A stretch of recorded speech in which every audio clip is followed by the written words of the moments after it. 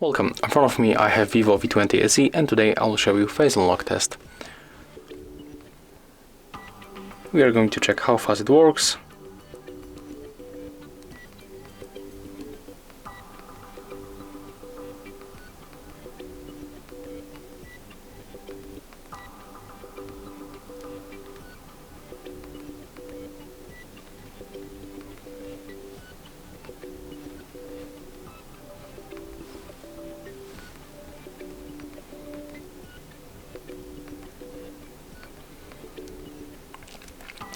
Okay, as you can see, that's all. That's how the face unlock works. It's reliable and it recognizes my face every time.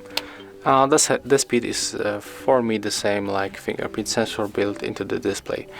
So if you find this video helpful, remember to leave a like, comment and subscribe to our channel.